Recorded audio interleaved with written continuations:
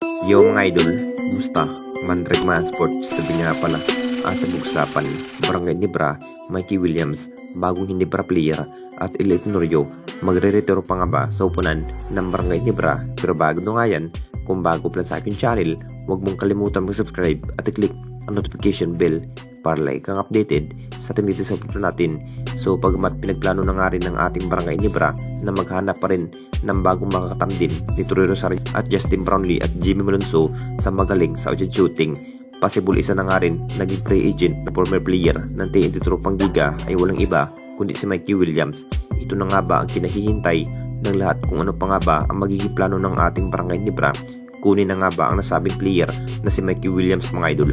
May inamin na nga itong si Coach Tim na gustong gusto nga kunin bilang player ito si Mikey Williams sa upunan ng ating Barangay Nibra. Makapagtala na nga itong si Mikey Williams ng maraming maiitala sa bawat laban. Siguradong gandang chemistry na nga ang magiging starting five ng ating Barangay Nibra ngayong season. Kung sakaling matutuloy na nga ang isang Mikey Williams sa upunan ng Barangay Nibra, masasabing mas lalo pang lumakas ang magiging opensiba at lakas at passing ng Barangay Nibra kapag si Mikey Williams ang magiging sentro ni Coach Tim. Sabik na nga rin ang lahat mga idol kung gaano na nga ba kasulid yung line-up ng ating Barangay Nibra ngayong season na may Troy Rosario, Jimmy Malonzo at Jeremiah Gray. Kung makapag-desisyon na nga ng SMC, talagang matutuloy na rin na itong si Mikey Williams mapupunta sa kamay ng Barangay Nibra anytime na makuha nga ng Hinebra bio free agent. Hindi na rin hawak ng TNT Tropang Giga itong si Mikey Williams mga idol. Masasabing possible na mapupunta nga ng Barangay Nibra ang nasabing player. At dito na naman tayo sa isa pa nating balita. Elite Norio, magre-retiro pa nga ba sa upunan ng Jinkings?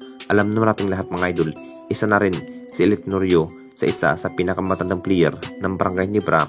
Ilang season na nga lang po itong si Elite Norio mga idol. Talagang magre-retiro na nga sa upunan ng Barangay Nibra.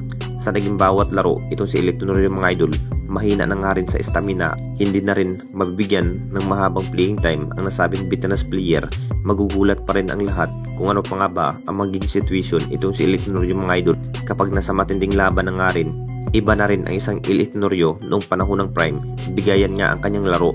Ilang kampyonato na nga rin ang nakuha ng ating Barangay Nibra na may Elite Norio. May matinding inamin na nga rin ang veteran player mga idol na magre-retiro na nga rin sa upunan ng ating Barangay Nibra kung matapos na nga ang Commissioner Cup.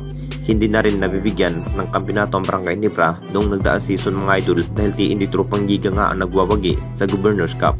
Mukhang naghahanda na rin ang Jinkings sa susunod na laban mga idol.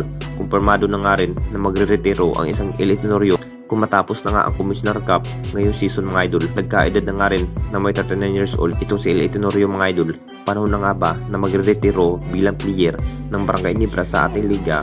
Mukhang mahina na nga rin sa bawat stamina itong si Elite Norio mga idol kapag matinding laban na nga ang sinapit ng Jinkings.